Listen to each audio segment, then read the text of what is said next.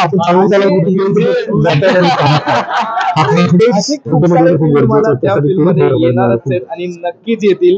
Like तुम्ही जेव्हा ते मोठ्या स्क्रीनवर बघणार आणि आम्ही तर विदाऊट बीजीएम बघितलंय, जेव्हा तुम्ही ते विथ बीजीएम बघणार डेफिनेटली तुमची फाटणार, हे माझं मत आहे.